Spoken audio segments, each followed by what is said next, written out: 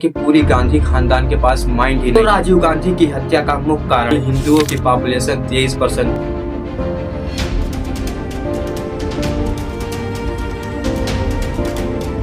राम राम दोस्तों, आज हम बात करने वाले हैं कि राजीव गांधी की हत्या कैसे हुई और किसने करवाई। तो राजीव गांधी की हत्या का मुख्य कारण इन श्रीलंकन तमिल और सिंगलीज यानी बौद्ध धर्म को मानने वाले लोगों के बीच हो रहा सिविल वार था। तो श्रीलंका को आजादी मिलने से पहले इनके खेतों में काम करने के लिए भारत के तमिलनाडु से तमिल शिफ्टिंग वर्कफोर्स श्रीलंका में जाते थे।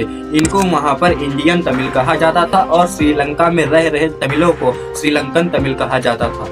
उस समय श्रीलंका में तमिल यानी हिंदुओं की पॉपुलेशन 23% थी और सिंघलियों यानी बौद्ध धर्म को मानने वाले उनकी पॉपुलेशन 70% थी। लेकिन श्रीलंका को आजादी तमिलों के बलबूते पर मिली, जिससे सिंघलीज लोगों को ये डर सताने लगा कि कहीं तमिल हमारे ऊपर अधिकार न जमा ले। इसीलिए सिंघलीज लोगों ने श्रीलंका में ये सिचुएशन कर दिया कि तमिलों का वजूद ही खत्म हो जाए। तभी एंट्री होती है एक ऐसे बंदे की जिसने राजीव गांधी की हत्या करवाया और जिसने श्रीलंका में सिंघलियों और तमिलों के बीच युद्ध करवाया और जिसने लिट्टे ग्रुप बनाया यानी liberation tiger of Tamil Eelam. तो इसका नाम वेलुपल्ले प्रभाकरण था, जो तमिलों के लिए सिंघलियों के विरोध में लड़ रहा था, क्योंकि ये तमिलों के लिए एक अलग कंट्री तमिल ईलम बनाना चाहता था, जिससे श्रीलंका में गृह युद्ध का माहौल बन गया। इसी समय इंडियन तमिल देश की सरकार पर दबाव बनाना शुरू कर देते हैं कि इंडियन गवर्नमेंट को श्रीलंका के मैटर में एंटर करना चाहिए। इसी टाइम हमारे देश के प्रधानमंत्री थे दी यंगेस्ट राजीव गांधी। तो राजीव गांधी ये डिसाइड करते हैं कि हम तमिल लोगों की मदद करेंगे और ऑपरेशन कुमलाई के तहत श्रीलंका के तमिल बाहुल क्षेत्रों पर इंडियन एयरफोर्स की तरफ से खाना और मेडिकल पहुंचाते हैं। इंडियन गवर्नमेंट सिर्फ ये चाहती थी कि तमिलों पर अत्याचार बंद हो और सिविल वार खत्म हो। इसीलिए राजीव गांधी दिल्ली से श्रीलंका के कोलंबो में जाते हैं तमिल और सिंघलीज लोगों के बीच शांति समझौता कराने के लिए।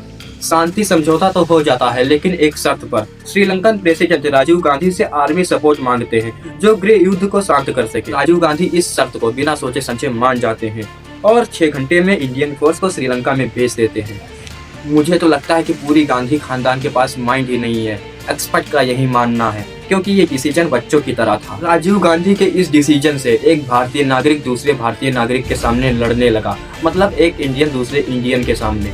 लेकिन इसी समय श्रीलंका में इलेक्शन होते हैं और श्रीलंका के नए प्रेसिडेंट रणसिंघे प्रेमदासा बनते हैं और वो लिट्टे से हाथ मिला लेते हैं। लिट्टे भी शांति समझौता को मान जाता है, लेकिन एक शर्त पर कि इंडियन आर्मी को वापस भेजो। श्रीलंकन सरकार लिट्टे की शर्त को मानकर इंडियन आर्मी को बाहर निकाल देती। उसी समय भारत में भी इलेक्शन होते हैं और देश के नए प्रधानमंत्री बीपी सिंह बनते हैं। लेकिन अब तक श्रीलंका में इंडियन आर्मी के 1248 सोल्जर और 1000 करोड़ से ज्यादा रुपए का नुकसान हो चुका था। तभी राजीव गांधी प्रेस कॉन्फ्रेंस में एक ऐसी बात बोलते हैं जो आगे चलकर उनके मौत का कारण बनता है। तो वो लिट्टे को वार्न करते हुए कहते हैं कि अगर मैं पावर में आ गया तो इंडियन आर्मी को फिर श्रीलंका में भेज दूंगा। इस बात को जब प्रभाकर सुनता है, हाँ वही प्रभाकर जो लिट्टे का हेड था, तो उसका खून खोल जाता है और वो राजीव गांधी की हत्या का प्लान बनाता है और लिट्टे के 9 मेंबर शिवराजन, सुसाइड बॉम्बर धनु, सुभा और बम एक्सपर्ट गुर्गन को श्रीलंका से भारत के तमिलनाडु में भेजता है। 30 मई 1991 यानी राजीव गांधी की जीवन का आखिरी दिन। तो धनु मौके की तलाश में थी कि किसी तरह राजीव गांधी के पास जाया जाए और वो मौके की तलाश पाकर राजीव गांधी के पास जाती है और उनको चंदन की माला पहनाती है और उनका पैर छूने के लिए नीचे झुकती है और अपने बम जैकेट के बटन को दबाती है और एक जोरदार धमाका होता है। इस धमाके में लगभग राजीव गांधी सहित 15 लोग मारे जाते हैं और 40 लोग घायल होते हैं। तो कैसा लगा आपको ये वीडियो, कमेंट में जरूर बताएं। जय हिंद, जय भारत।